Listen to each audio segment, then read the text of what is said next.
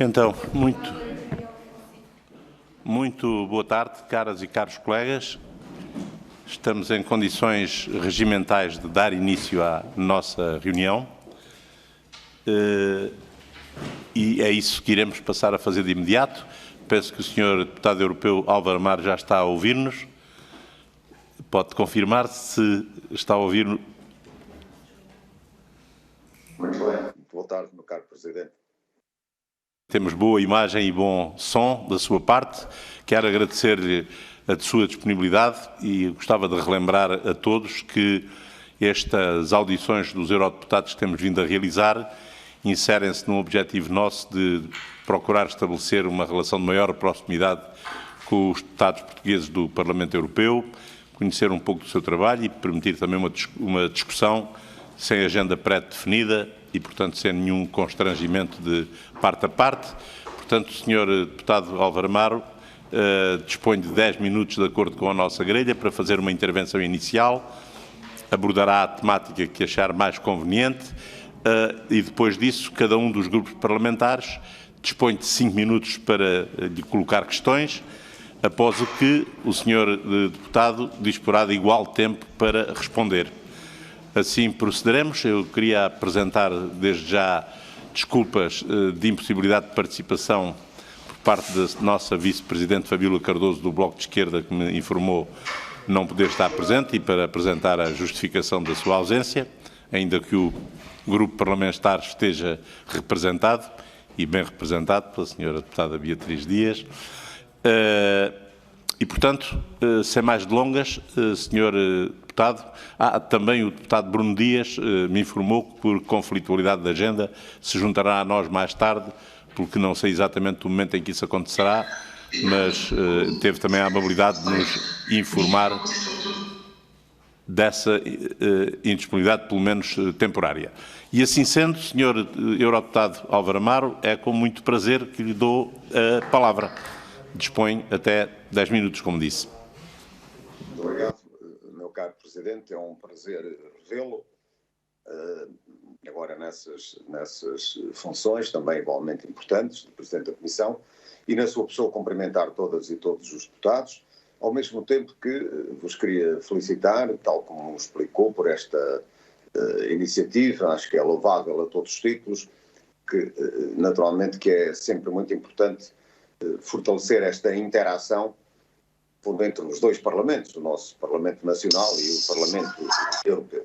E todos bem sabemos, todos que tivemos as mais variadas experiências, sabemos que isso nem sempre é fácil, nem sempre se consegue, e por isso estão as minhas felicitações. Bom, eu pensei que seria útil para este nosso diálogo, antes de mais, dizer o que é que eu faço por cá, no Parlamento Europeu. Eu sou membro efetivo da Comissão de Agricultura e sou membro suplente da Comissão de Desenvolvimento Regional, sendo também co-presidente da Comissão de Desenvolvimento Económico, Finanças e Comércio da Assembleia Parlamentar Paritária, do ACP União Europeia. De resto, a pretexto desta minha função, não vou falar dela, porque sei que já esteve convosco o Presidente, o co-presidente também, digamos assim, dessa comissão, que é o nosso querido amigo Carlos Zorrinho, e sou também presidente de um intergrupo chamado da Biodiversidade, da Caça e da Ruralidade. Já agora, o que é o intergrupo? Bom, nós somos 150, ou cerca de 150 deputados europeus, de 5 grupos políticos diferentes, com um bureau que integra 10 nós, deputados, a que eu tenho a honra de presidir. Sei que o meu caro Presidente Capola Santos conhece bem toda esta temática e aquela que dentro em breve irei falar, porque deixou uma marca importante no Parlamento Europeu. Há que referi-lo e que gostaria de sublinhar, agora que acompanho nomeadamente estas questões. E já agora dizer que esse meu bureau a que presido somos 10 deputados, 5 homens e 5 mulheres, de 10 países diferentes e, como disse, de 5 grupos políticos diferentes. E depois tem, digamos, as duas grandes instituições europeias, a FACE e a ILO, que faz parte do European Land Owners, quer dizer, dos proprietários da terra e, naturalmente, da Federação dos Caçadores Europeus, porque é um grupo, que repito, que chama da biodiversidade, não é? Da biodiversidade, da caça e do campo. Bom, em relação às minhas duas, e em relação a esta questão do intergrupo, como calculo, neste novo normal, como agora se diz, é evidente que nós temos debatido várias questões que estão na atualidade, quer a biodiversidade, quer a questão da caça, quer a questão do mundo rural, e temos feito essas discussões em termos europeus e, naturalmente, sempre que possível nós não deixamos de vestir a nossa orgulhosa camisola portuguesa. Bom, em matéria do desenvolvimento regional, penso que é útil dar-vos conta que, daquilo que nós, portugueses, penso que todos estamos de acordo, nós estaremos perante aquilo a que eu, humildemente, mas convictamente designo de uma oportunidade histórica. Todos bem sabemos que, para além das verbas do quadro financeiro plurianual para os próximos 7 anos, todos sabemos, 33,6 mil milhões de euros, depois a que se soma o tal PRR, tudo até 2026, depois do QFP até 2027, mais 16,6, isto sem contar ainda com 1,2 mil milhões de euros do PT 2020, que ainda está em execução.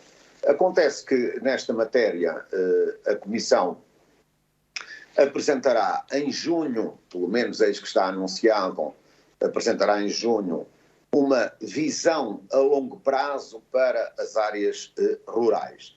E eu acredito que esta visão possa também ser uma oportunidade para as chamadas regiões de baixa densidade, como porventura alguns dos senhores deputados compreenderão, foi uma matéria que durante os últimos anos, muitos anos, me ocupou bastante e que convictamente defendo que era hora de aproveitarmos, e agora esta tal oportunidade histórica, para combatermos as tais assimetrias, e que no quadro europeu há agora também esta oportunidade. Estamos na expectativa de saber qual é de facto essa visão da Comissão para as regiões de baixa densidade.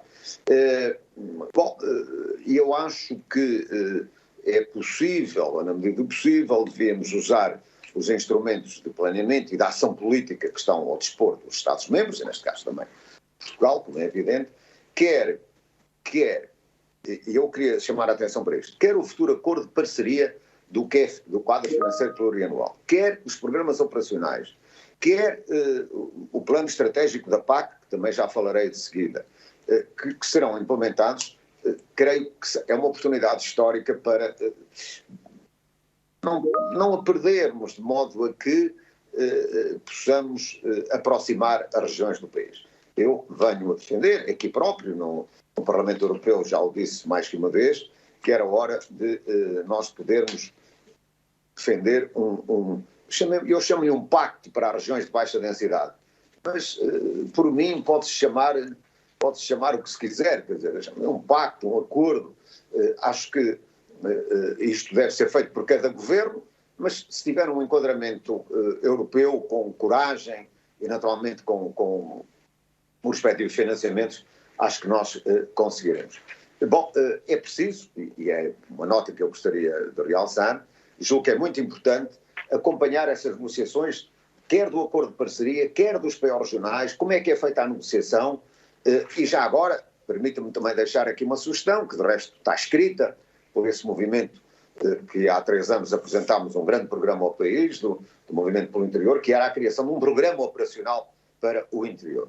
Bom, o outro capítulo que eu gostaria de falar é relativamente à questão da agricultura, que me ocupa, e eu fui relator do PPE para o período transitório da reforma da PAC, como sabem que está em vigor.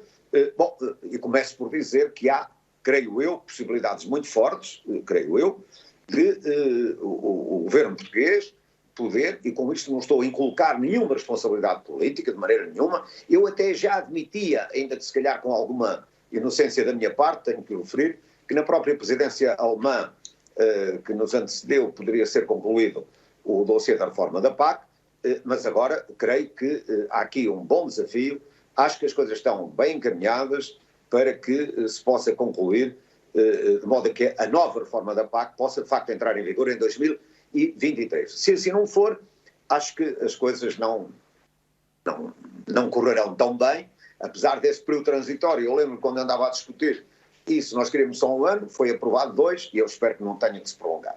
Bom, resumindo, a nova PAC vai contar com o quê? Bom, primeiro, um orçamento agrícola que, sendo, como todos sabemos, mais curto, mais pequeno, menos cerca de 21 mil milhões de euros, mas é mais flexível, e isto é importante sublinhar-se. Depois, um novo modelo de organização e gestão da PAC, mais descentralizado, por isso com maior subsidiariedade e mais orientado para os resultados. Terceiro, um sistema de pagamentos diretos aos produtores, que eu espero que seja mais equitativo e mais direcionado, todos o sabemos, para o ambiente também, para as alterações climáticas. E a tal nova arquitetura verde, com uma percentagem dedicada às tais medidas verdes, com esta tal inovação, que são os eco-regimes, os chamados eco-regimes, que é, no fundo, um apoio suplementar para pagar a chamada responsabilidade ambiental. Pois bem, mas quando estamos a falar na flexibilidade que significa mais responsabilidade, neste caso para todos os governos nacionais. Bom, e porquê? Porque vão ter que ser elaborados e apresentados os chamados os PEPACs, Planos Estratégicos da Política Agrícola Comum, que são deixados à iniciativa e à responsabilidade dos Estados-membros, como sabem, mas aprovados naturalmente, ou recaindo sobre a Comissão, o dever de os verificar. Mas, nesse sentido, é uma reforma que equilibra a relação entre a União Europeia, os Estados-membros e os agricultores, e eu penso que este aspecto é, de facto, muito, muito, muito importante.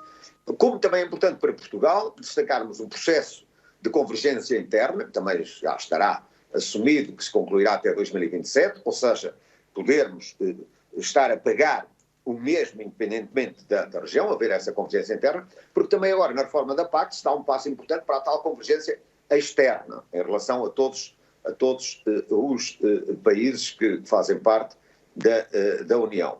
Bom, esse processo de convergência, para concluir até 2027, o pagamento redistributivo, os pagamentos ligados, os investimentos na transição energética e digital, no regadio sustentável e, claro, a resposta a um problema estrutural que é da renovação, agora está na moda chamar-se do relevo intergeracional. A pretexto disto, como sabemos, nós temos em Portugal uma percentagem de jovens agricultores muito pequena, 3,3% dos agricultores portugueses são jovens, vejam só, por exemplo, no Luxemburgo são 26%, de modo que Portugal é um dos países com o setor agrícola mais envelhecido, temos que referir, e por isso é que eu gostaria muito que o prémio de instalação em Portugal, que atualmente, como sabem também, como saberão, é de 20 mil euros, podendo ser majorado até aos 30 mil, quando o regulamento permite 70 mil, e durante a transição da PAC, e em princípio esperamos nós, no novo período programático da PAC, esse valor pode chegar até aos 100 mil euros. De maneira que eu diria, para terminar, para não me alargar no tempo, e peço desculpa, Sr. Presidente, mas para concluir, julgo importante também que não devemos centrar em demasia este debate sobre a nova agricultura, a nova arquitetura, o novo modelo agrícola, apenas no binómio do que é biológico ou do que é convencional. Como também todos apostamos, de facto, mais verde, com o tal incentivo, todos apostamos nesta transição verde e digital, é verdade, mas temos que pensar que as questões ambientais, tem que se parar de pensar que as questões ambientais são uma restrição à produção, mas também temos que assumir que os agricultores são os primeiros a preocupar-se com a sustentabilidade do seu negócio. E quando eu digo que também não devemos centrar no binómio biológico ou convencional, é que o método biológico é importante, tem o seu papel na cadeia alimentar, todos o sabemos. No entanto, também é verdade que sem a modernização da agricultura será muito difícil produzir alimentos em quantidade suficiente para suprir as necessidades europeias e até mundiais. E diria mais, para mim particularmente relevante, e será muito difícil fixar as pessoas no interior, nas regiões de baixa densidade. Muito obrigado, Sr. Presidente, e estou naturalmente ao vosso dispor. Muito obrigado, Sr. Deputado, pela sua introdução a esta nossa audição, e darei agora a palavra, em primeiro lugar, ao Grupo Parlamentar do Partido Socialista, que falará através da Sra. Deputada Cristina Mendes da Silva. Tem a palavra. Muito obrigada, Sr. Presidente. Cumprimento o Sr. Presidente, Senhoras e Senhores Deputados e, de uma forma particular, o Sr. Deputado Álvaro Amaro, ao qual agradeço desde já as suas palavras e toda a informação que nos trouxe a esta Comissão. Todos somos em concordar que, para a Comissão dos Assuntos Europeus, é muito importante esta ligação com os eurodeputados e que estes momentos são um interessante contributo para os entendimentos das políticas europeias e uma mais-valia no que concerne à partilha de ideias entre o Parlamento Europeu e o Parlamento Nacional. O projeto europeu pretende, na presente Agenda Estratégica 2019-2024, proteger os cidadãos e as suas garantias e liberdades para a construção de uma Europa verde, justa e social, com uma forte capacidade económica e que seja sustentável, competitiva, resiliente e dinâmica, ao ponto de permitir uma política externa ambiciosa face aos desafios mundiais. Uma política externa que permita aos Estados-membros uma relação triangular perfeita entre aqueles que são os interesses sociais, económicos e de competição e responsabilidade mundiais, como são os desafios de impacto ambiental e digital. Senhora Deputada, sabemos igualmente que as prioridades da Comissão Europeia para este intervalo temporal têm muito a ver com transformar a União Europeia numa economia moderna, eficiente e sustentável, e para isso temos o Pacto Ecológico Europeu. Preparar a Europa para a transição digital será também uma das principais prioridades, assim como colocar a economia ao serviço das pessoas, para que estas possam contribuir pela construção de uma Europa mais forte, mas que tenha por ponto de partida uma democracia europeia que defenda o cidadão e a cidadã como cidadãos europeus de pleno direito, com um exemplo de justiça e de respeito pelo homem e pela mulher, mas também pela natureza e pelo equilíbrio ambiental. Assim, e sabendo que o Sr. Deputado Álvaro Amaro é membro da Comissão da Agricultura, pegaria nesta questão das preocupações ambientais da União Europeia e gostaria de as cruzar com a importância da nova reforma da Política Agrícola Comum, a tão aclamada PAC. E a minha primeira questão iria no sentido de perceber melhor a opinião do Sr. Eurodeputado se a declaração sobre a transição verde e digital da União Europeia, que foi assinada pelos 26 países membros, estará em condições de ser alcançada pelos seus objetivos por todos os países, no mesmo espaço temporal, e de que forma os Estados-membros estão a pensar em trabalhar em conjunto questões que vão no sentido de aumentar o uso das novas tecnologias digitais verdes em benefício do ambiente, mas também de que forma é que esses benefícios podem ser para os empresários agrícolas portugueses, nomeadamente nos principais clusters que são de referência nacional, como por exemplo o vinho, que tem muito a ver com as exportações, mas também nas hortícolas e na frutícola, que também servem os portugueses nas suas cadeias de proximidade e que em tempos de pandemia foram tão essenciais. Esta questão leva-me a outra que é de importância no meio rural, onde a agricultura se afirma determinante ao equilíbrio económico e social e ambiental, mas também, por que não dizer, cultural e até turístico. A agricultura para a comercialização ou até para a subsistência tem uma importância vital no mundo da globalização, pelo que Portugal estará empenhado em contribuir para alcançar uma posição comum no Conselho para a reforma da política comum. Na opinião do Sr. Eurodeputado Álvaro Amaro, quais foram as metas que já foram alcançadas, que beneficiam claramente o nosso país e o que é que ainda podemos almejar alcançar? Sei que temos muitas preocupações e que os regulamentos e financiamentos são essenciais. Diria até que, após este período de pandemia, algumas das condições foram alteradas e que questões como apoios para assegurar uma alimentação sustentável, para evitarmos o desperdício alimentar e até conseguirmos reduzir os pesticidas para não contaminarmos os solos e, consequentemente, os nossos lençóis de água, são medidas que são necessárias repensar. Medidas, por exemplo, para aumentar a produção biológica, para a poupança de água, para facilitar os radios, mas também como controlar e contornar os prejuízos face às intempéries também são necessários. Assim como poderíamos falar no aproveitamento da agricultura doméstica e da maior facilidade de comercialização dos produtos locais e da enorme oportunidade que é a nossa floresta, na qual tudo é proveito, desde os produtos diretos até ao solo rico em nutrientes para outras produções, mas também no próprio ar que se respira e na beleza da natureza. Gostaria de ouvir o Sr. Deputado sobre o papel das associações de desenvolvimento local, para que haja um maior aproveitamento desses fundos, nomeadamente do FEDER e do PDR, mas que vão de encontro àquilo que são também as necessidades das populações locais.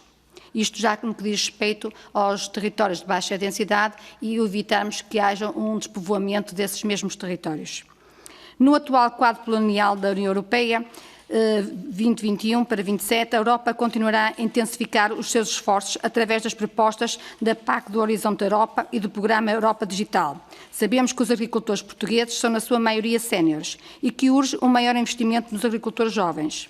Será esta a nossa principal oportunidade de conseguirmos uma maior inovação neste setor e, ao mesmo tempo, cumprirmos com as metas ambientais? Não será esse também o desafio de todos os Estados-membros? Muito obrigada. Muito obrigado, Sra. Deputada. Bem sei que o Sr. Eurodeputado precisaria de 50 ou de 500 minutos para responder a esta panóplia de questões, mas recordo-lhe que dispõe de apenas 5. Por isso, apelo a uma capacidade de síntese que terá de ser fora do comum, Sr. Deputado. Como o meu caro Presidente sabe, uma das coisas que aqui nos treinam muito, e o senhor sabe bem, pela experiência que teve, é ganharmos essa capacidade de síntese, caso contrário, não se pode falar mais. Bom, mas eu queria agradecer à senhora deputada, Cristina Mendes da Silva. Eu quase diria que das suas questões / intervenção, eu quase assino por baixo praticamente em tudo. Primeiro, a questão do Pacto Ecológico do Green Deal. Isso leva-me a deixar-vos aqui esta nota. O dossiê da reforma da PAC já tinha sido apresentado na legislatura anterior. Quando eu aqui cheguei, há menos de 2 anos, bom, foi uma grande discussão sobre se devia manter o dossiê, se devia rasgar tudo ou renegociá-lo. Optou-se por esta última, e bem, só que ela foi introduzida por uma forma até muito discutível no domínio da democracia, mas não vamos agora discutir isso. Foi dizer, bom, muito bem, vamos pegar no dossiê do bom trabalho que foi feito na legislatura anterior, mas agora, meus senhores, vai haver aqui umas marcas muito importantes e uns objetivos que a Comissão traçou, que são as tais estratégias. Ou seja, o Green Deal, o tal Pacto Ecológico, que tem a estratégia da biodiversidade, a estratégia do prado ao prato, a tal estratégia das regiões de baixa, a estratégia para a agricultura biológica, enfim, um vasto conjunto de estratégias que são marcas importantes e que resultam também muito bem da declaração que a sua deputada fez. Eu acho, sinceramente, e é a minha convicção, nós não podemos deixar de ir de apostar na transição verde, na tal transição digital. Agora, muito francamente, eu sou dos que penso que deve haver aqui, e penso que me acompanhará nisso, um certo gradualismo. Ou seja, uma reforma só faz sentido se tivermos os seus atores connosco, neste caso os agricultores. Se for uma reforma de cima para baixo, estará condenada ao fracasso. E esta tem sido aqui, enfim, merece, se não é uma unanimidade, mas merece um largo consenso, de que o caminho novo é esse, naturalmente, com compensações, daí, nesta reforma da PAC, como há pouco referi, a questão dos ecorregimes, ou seja, de poder haver um benefício, um suplemento de ajuda financeira a quem tiver essas boas práticas agrícolas, e acho que os agricultores europeus em geral, e os portugueses em particular, percebem isso, se isso for também combinado com as tais regiões de baixa densidade, onde a agricultura, para além de ser uma fonte de subsistência, mas é também um elemento importante para a fixação das populações. E eu acho que isso é fundamental. As metas quanto à negociação da reforma, eu há pouco referi, eu aliás até tenho aqui um número que não foi apenas fornecido, o que dá bem a ideia do trabalho que tem vindo a ser feito. Já se terão realizado 45 reuniões técnicas e 17 trílogos, o último dos quais foi até designado um super trílogo para ver os 3 regulamentos que integram a reforma da PAC, no sentido de, volto a dizer, e acho que há possibilidades muito fortes, espero que haja, daqui fica o meu incentivo sincero, para que se possa, na presidência portuguesa, ter, e por isso estou a fazê-lo da maneira mais cristalina que pode haver, que se possa haver uma boa resposta para a agricultura europeia ser feita a partir da presidência portuguesa. Acho que aqui, e neste capítulo também, como em muitos outros, vestimos a camisola europeia, mas neste caso a camisola portuguesa, por isso espero que estas metas sejam prosseguidas e alcançadas. Quanto às associações de elemento local, também lembro-me bem, há 25 anos atrás, quando elas foram desenvolvidas, eram com iniciativas comunitárias, de modo que era um pouco ir, perdoem-me a expressão, comer na mão na altura da União Europeia.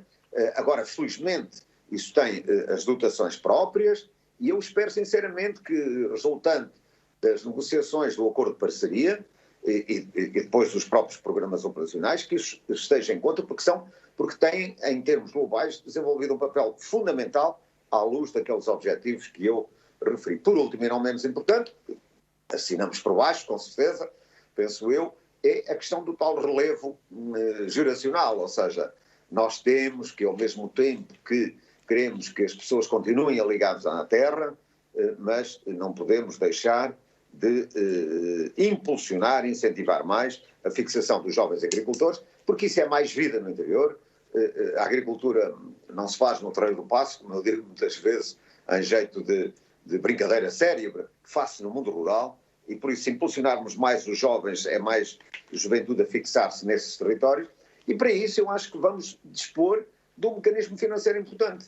Repare, se o regulamento possibilitar que nós possamos ir de 30 mil euros até 100 mil euros, acho que não podemos desperdiçar isso. Mas uma nota importante, queria dizer, Sr. Deputada, também sou dos que penso de que muitas vezes se diz, bom, os jovens agricultores são subsidiados, depois uns abandonam, são deixados à sua sorte. E eu, sem querer nenhum aspecto de tutoria do Estado, mas acho que deve ser criado mecanismos que financiem e apoiem e prossigam e possam monitorizar, sem tutela alguma, mas que possam ajudar, e esse é um papel que o Estado, independentemente do governo que esteja hoje este, amanhã outro, o que quer que seja, do Estado português poder acompanhar o desenvolvimento dos jovens agricultores.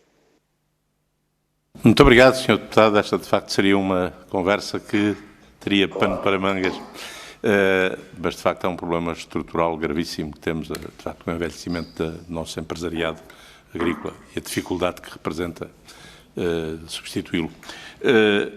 Cabe agora a vez ao Grupo Parlamentar do PSD de colocar questões e eu darei a palavra ao Sr. Deputado António Lima Costa para esse efeito.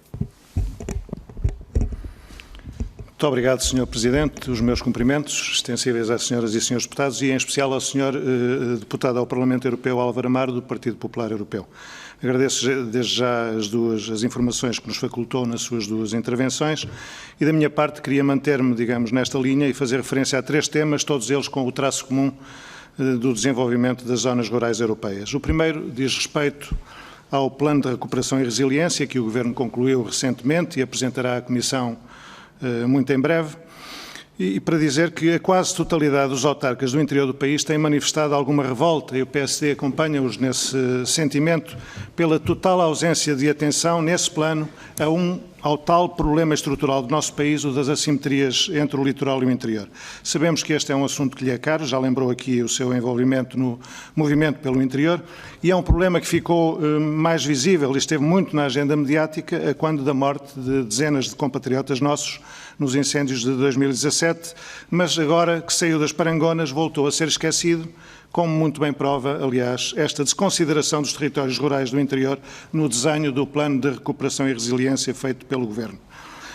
O Governo tem justificado este esquecimento do interior no PRR com questões de âmbito regulamentar, diz que as regras do Next Generation não permitem atacar este problema estrutural do país, que é, porventura, como sabemos, o problema que mais afeta a resiliência do nosso país na resposta a futuras crises globais, por exemplo, ao nível da alimentação, que serão cada vez mais frequentes, como sabemos.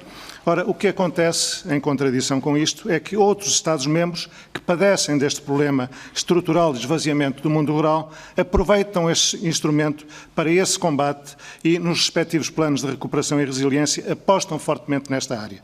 Dou o exemplo, apenas um, do plano espanhol, que coloca como uma das suas principais prioridades uma agenda para as zonas rurais e a luta contra o despovoamento rural e afeta diretamente a esta área 10 mil milhões de euros do seu plano de recuperação e resiliência, especificamente para combater e tentar reverter o despovoamento das suas zonas rurais. E, portanto, em face desta situação, a questão que lhe coloco é se confirma este impedimento do Next Generation de apoiar o interior do país ou se estamos perante apenas uma desculpa de mau pagador e que aproveitasse também para nos dar a sua perspectiva acerca da ligação que este plano de recuperação e resiliência com o desenvolvimento das zonas rurais deveria ter ou não. Um segundo aspecto que também já aqui foi aflorado e gostava que aprofundasse tem a ver com o Pacto Ecológico Europeu, o Green Deal. Os objetivos a atingir, como sabemos e como já aqui dissemos, merecem a total concordância de todos, sobre isso não há discussão, mas as consequências da concretização para as zonas rurais europeias tanto podem ser muito positivas como podem ser muito negativas. Depende da forma como é implementado este pacto. O Pacto Ecológico Europeu e, em particular, a estratégia do Prado ao Prato e a estratégia de biodiversidade da União Europeia para 2030 provocarão uma mudança brutal de paradigma do sistema agroalimentar europeu. Reduzir até 2030, que é já aqui, é já daqui a 9 anos, em 50% a utilização de fitofármacos e aumentar em 25% a área em modo de produção biológica implica que os nossos agricultores se verão confrontados com desafios enormes que não vão conseguir vencer se não lhes forem dados meios para uma transição justa para este novo modelo. Se não houver da parte da União Europeia e dos governos nacionais, naturalmente, um apoio específico a esta transição de modelo, os agricultores dos países mais frágeis do sul da Europa, por exemplo, e em particular, pelas restrições que terão e pelos efeitos na sua competitividade, passarão por enormes dificuldades e os impactos nas zonas rurais destes países serão fortemente negativos. Falou-se muito da transição justa para o setor energético, mas é vital que a União Europeia disponibilize meios para uma transição justa também no setor agrícola. E não serve dizer, como se sugere muitas vezes, que será a nova PAC a financiar esta transição. Isto é de uma injustiça brutal. Não podem ser os próprios agricultores, através da PAC, a suportar integralmente esta transição ecológica que lhes é imposta e cujos objetivos são meritórios, como sabemos. Isto é injusto e imoral serem os agricultores a pagarem essa transição ecológica. Pedia, pois, que nos desse a sua opinião e aprofundasse aquilo que tem a dizer-nos sobre esta temática. Um último tópico prende-se precisamente com a reforma em curso da PAC, da Política Agrícola Comum. Já se abordaram alguns aspectos, eu vou cingir-me apenas a um que não foi ainda aflorado. Não cabe no âmbito desta Comissão, naturalmente, entrar aqui em pormenores muito específicos sobre a negociação em curso. Falo apenas de um aspecto que não foi ainda citado, que é a possibilidade que foi aberta pela Comissão Europeia de transferências de verbas entre os dois pilares da PAC. Pedia-lhe que comentasse esta opção já assente na negociação da PAC. O PSD é totalmente contra as transferências do segundo pilar para o primeiro pilar. O Governo, ao contrário, optou por fazer essa transferência, está já assumido, e num país como o nosso, que carece, como de pão para a boca, de investimento para a modernização, para o aumento da competitividade da nossa agricultura, o Governo decide desviar recursos do pilar da PAC destinado ao investimento na agricultura para o primeiro pilar. Isto é um ataque ao desenvolvimento da nossa agricultura e não é aceitável e, por isso, peço o seu comentário a este aspecto particular e fico por aqui. Muito obrigado, Sr. Presidente. Muito obrigado, Sr. Deputado, pelas questões que acaba de colocar e darei ao Sr. Deputado Europeu os 5 minutos de que disporá para responder. Pois, muito obrigado, Sr. Deputado António Lima Costa. Bom, quanto à questão do PRR, Programa de Cooperação e Resiliência, e da tristeza manifestada por muitos atores políticos, em particular os autarcas, manifestamente, eu acho que todos nós que temos uns mais sensibilidade do que outros, mas creio que poder dizê-lo, hoje em dia, politicamente, acho que não passa pela cabeça de ninguém, creio eu, é a minha leitura, que não estejamos a assistir, infelizmente, ao aumento dessas disparidades regionais, e por isso é que importa combatê-las. Agora, se de facto todas essas preocupações estão no discurso político, julgo que sim, que estão, eu diria que é transversal. O problema é como passá-las do discurso político para a ação política. E aquilo que eu digo e escrevo há muitos anos é que este é o busilis da questão. Como passá-lo do discurso, todos nós os ouvimos, todos nós os fazemos, mas temos que reconhecer que, eu disse isso na minha intervenção, dificilmente voltará a haver uma oportunidade, por isso eu classifiquei como uma oportunidade histórica, que Portugal não pode perder. E aqui os autarcas, naturalmente, as comunidades intermunicipais, têm um papel muito importante. Quando na minha introdução, na minha primeira intervenção, falei de que era muito importante acompanhar quer a elaboração, quer a negociação dos acordos de parceria, que inclui depois as negociações dos PO regionais, eu chamo a atenção que é aí que se decide muito. E é aí, Sr. Deputado, que eu acho, sinceramente, que é preciso estar atento, estarmos todos muito atentos, e dizermos ao Governo, volto a repetir, é este Governo, com todo o respeito, eu diria exatamente a mesma coisa, fosse qual fosse o Governo, tem que haver planos que são adaptados às condicionantes específicas dos seus territórios.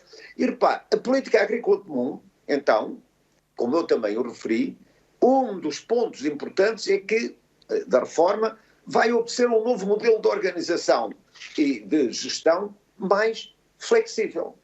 Mais flexível significa que o PEPAC, que está a ser elaborado pelo governo português, eu já participei em 2 ou 3 discussões com o Gabinete de Planeamento, inclusive com a Sra. Ministra da Agricultura, é muito importante que esse PEPAC possa refletir essa coragem política para que os territórios de baixa densidade e para que os agentes políticos, volto a referir, em particular naturalmente os autarcas, vejam aí refletidos muitas das suas preocupações. Isso completamente de acordo. Quanto à questão do Next Generation, de proibir o apoio às zonas rurais, com toda a franqueza, eu o que posso dizer foi o que eu acabei de referir, ou seja, e coerentemente com o que eu acabei de referir, não conheço, eu salvaguardo, eu não, ou do que conheço, para falar pelo positivo, não vejo que haja uma proibição expressa, nem faria nenhum sentido, salvo melhor opinião,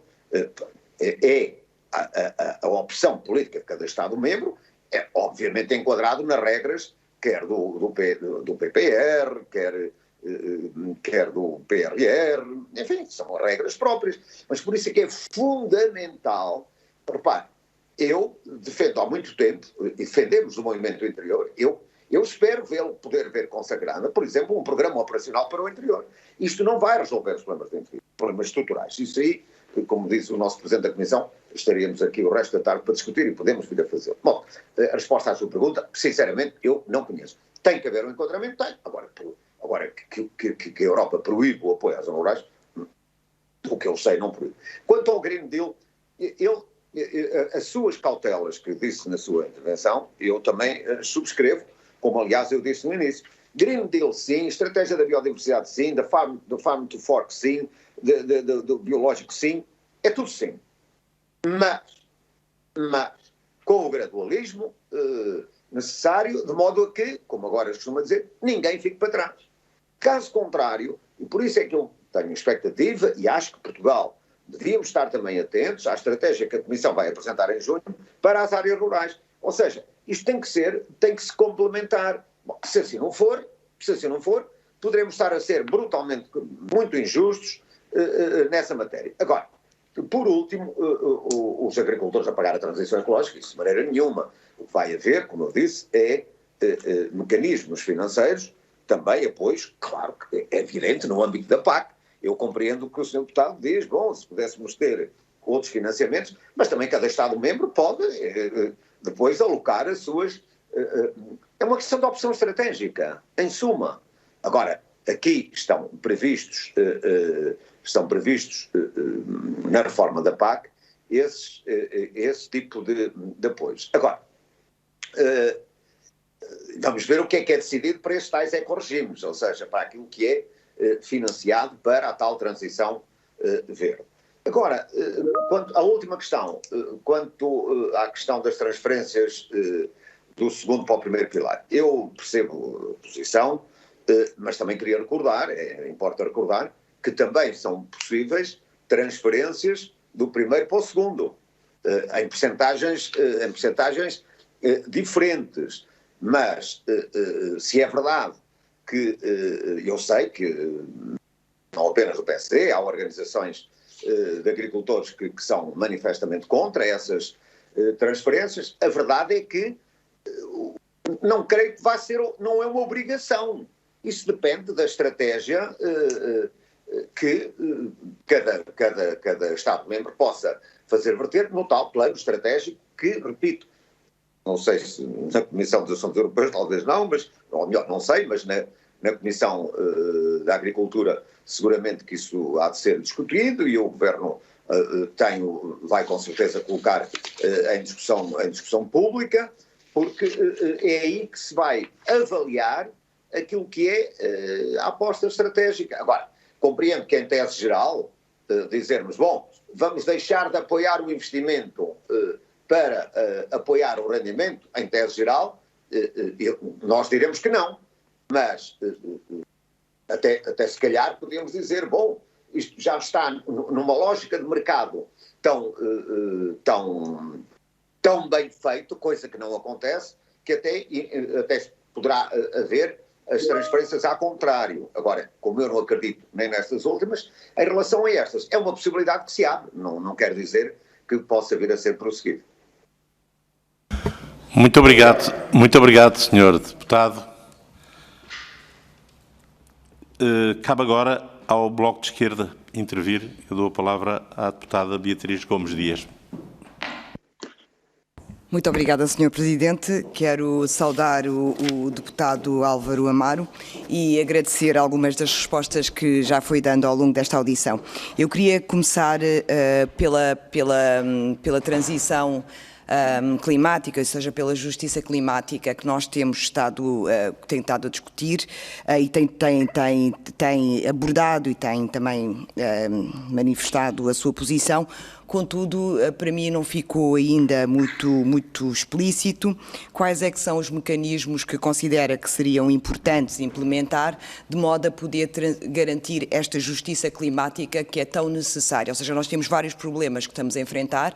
A emergência, as alterações climáticas e a emergência climática é uma urgência. Ou seja, nós temos que atuar agora, não podemos atuar no futuro e precisamos de mecanismos robustos para garantir que a agricultura também serve, é usado como um instrumento para poder promover esta justiça climática, ou seja, criar condições para que sim, os agricultores possam ter o seu rendimento, mas também criar condições para que aqueles que trabalham na agricultura não sejam explorados e também criar condições para que a própria agricultura não contribua para o aumento da poluição. Ou seja, a agricultura intensiva e os modos de produção agrícola, como nós os conhecemos, têm de ser modificados, têm que ser radicalmente alterados, porque o estado, a situação atual que nós estamos a viver já demonstrou que não podemos continuar a depender do carbono para a produção agrícola, que não podemos continuar a depender de mão de obra sobreexplorada com salários baixos e alojada em condições precárias. Há todo um conjunto de alterações que é necessário implementar para garantir efetivamente uma justiça climática, essa justiça na produção, mas também justiça no trabalho e nas pessoas que trabalham na agricultura. Portanto, esta parte, nós sabemos que há um conjunto de trabalhadores migrantes que têm sido explorados em explorações agrícolas e que muitas vezes são alvos de empresas de subcontratação que, por sua vez, retêm os seus salários, mantêm-nos em condições de precariedade extrema e, no contexto da pandemia, a situação agravou-se e tornou-se insustentável, estando muitos destes trabalhadores e trabalhadoras em situação de desemprego e também dependendo da ajuda alimentar para poderem obter os alimentos de que necessitam. Ou seja, temos aqui uma agricultura que explora trabalhadores e que tem este impacto social, que é preciso corrigir também, ou seja, justiça climática implica justiça social e correção destas formas de exploração e também precisamos de ter cadeias de produção mais curtas, precisamos de depender menos do carbono, ou seja, temos que fazer aqui uma alteração de paradigma da produção agrícola e é sobre essa alteração que eu gostava que falasse um bocado mais, ou seja, tem aludido à necessidade de haver apoios da União Europeia para esta transição climática que é urgente, mas por outro lado também não gostava de lhe perguntar que medidas é que considera que devem ser implementadas para garantir esta transição a duas dimensões, ou seja, de justiça social e também de resposta à emergência climática. Uma outra pergunta, ao bocado disse que estes processos de transição, de produção, são processos que são implementados de cima para baixo e que era preciso envolver os agricultores no mecanismo ou nos processos a serem implementados. E também gostava de lhe perguntar que iniciativas é que desenvolveu de modo a poder envolver os agricultores, cooperativas e outros elementos do movimento social para esta transição, ou seja, para esta discussão, para que se encontrem soluções que promovam a transição que é tão necessária. Muito obrigada. Muito obrigado, Sra. Deputada. Beatriz Gomes Dias. Sra. Eurodeputada Álvaro Amaro tem a palavra para responder.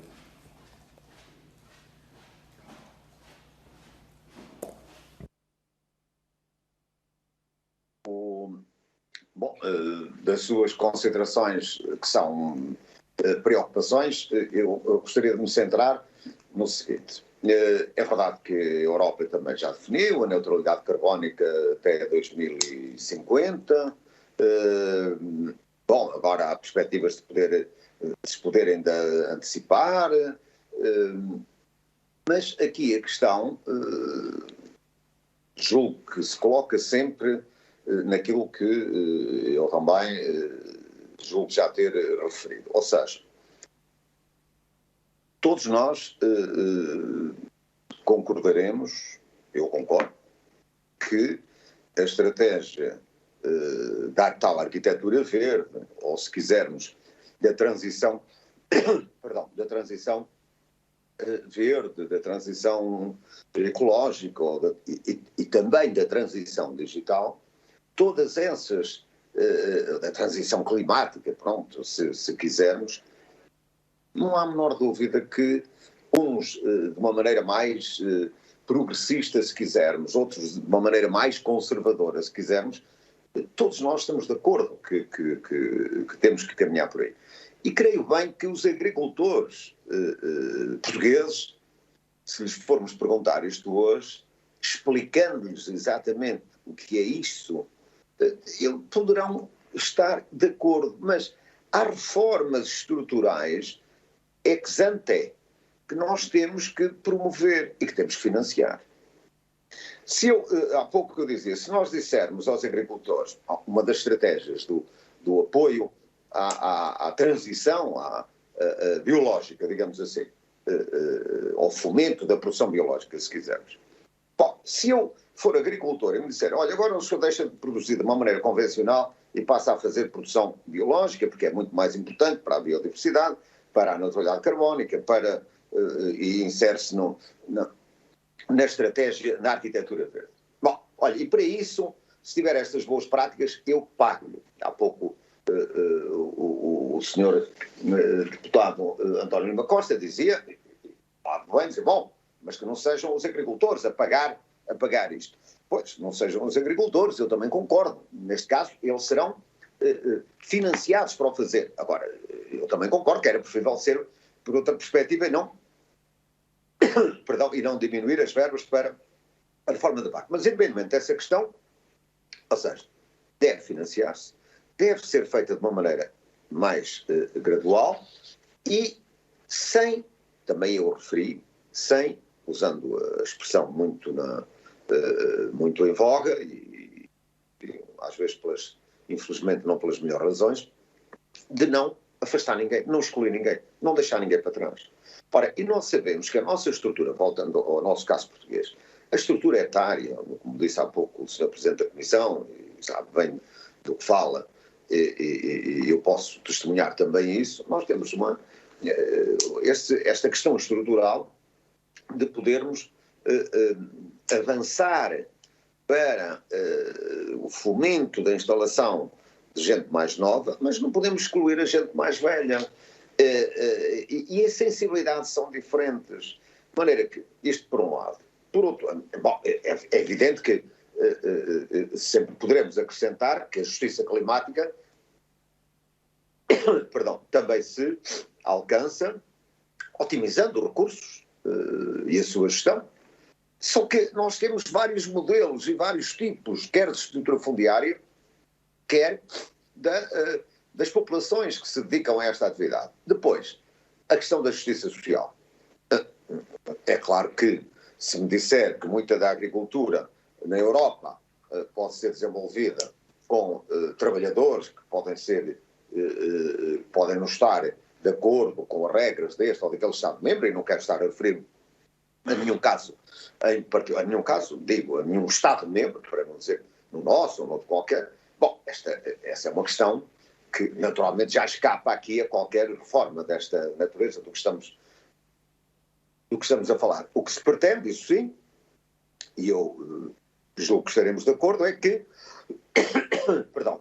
seja possível que essas transições, essas reformas que ao longo do tempo, até 2030, até 2050, no caso da neutralidade carbónica, sejam feitas de modo gradual e com a componente social que tem que estar associada. Como eu digo, não se pode excluir quer aquele que trabalha a terra, quer aquele que produz diretamente, quer aquele que ajuda a produzir. Agora, isto obedece a regras. Há regras da saudável convivência no respeito pelas leis de cada Estado-membro em relação, neste caso, às leis laborais. Mas eu penso que, do modo geral, os empresários agrícolas têm essa enormíssima sensibilidade social, não apenas porque é um estado de necessidade, é também por convicção. Isso eu queria deixar esse testemunho. Creio que aqui a justiça social é também uma componente que tem que estar associada a qualquer mecanismo de transição, seja de que género for. Muito obrigado, Sr. Eurodeputado.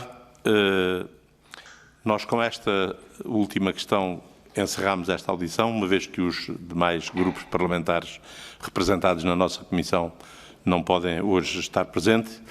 Eu queria agradecer ao Sr. Eurodeputado, portanto, este é um tema muito fascinante, onde eu sinto uma imensa pena de não poder nele intervir como deveria, porque de facto vivemos momentos muito difíceis na discussão pública desta temática e eu ouço muitas vezes certas declarações em que eu gostaria que as pessoas que a produzem tivessem de as comprovar no exercício da atividade apenas durante uma semana.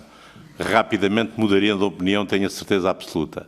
Mas como isso não é possível, terá de ser pelo aprofundamento do debate, indo dos aspectos mais elevados aos aspectos mais concretos de aplicação no terreno, que naturalmente esta discussão não deixará de ser feita em toda a sua dimensão. Muito obrigado, desejo continuação de bom trabalho, faço votos para que o processo de reforma seja encerrado ainda sob presidência portuguesa e que ela possa, como o Sr. Deputado disse, entrar em vigor em 2023, porque até lá, no período de transição, ainda temos bastante com que nos entretermos e temos ainda, feliz ou infelizmente, muitas verbas por utilizar. Muito obrigado, Sr. Deputado. Continuação de bom trabalho. Muito obrigado, Sr. Presidente. Muito obrigado, e acho que devia falar mais desses temas, acho que sim. Como calcula, não é o momento próprio para tal. Mas eu queria deixar este testemunho que o deputado Capola Santos, que foi o relator da reforma da PAC 2013, foi um homem que deixou essa marca, disse-o no início, e queria terminá-lo, e por isso percebo que não possa hoje estar a falar desses assuntos, mas essa sua consideração genérica deixa bem perceber que há de facto, manifestamente, eu também concordo consigo, algumas intervenções que durante uma semana na prática eram venceráveis. Peço desculpa desta minha nota final e muito obrigado a todas e a todos os senhores deputados, foi um gosto. Muito obrigado, Sr. Deputado. Portanto, as nossas audições prolongam sempre um pouco mais, mesmo sendo hoje, o que quer dizer que, se o CDS e o PCP estivessem estado presentes, teríamos de utilizar mais 20 minutos, mas também começámos um pouco mais tarde e vamos sempre derrapando um pouco nas intervenções.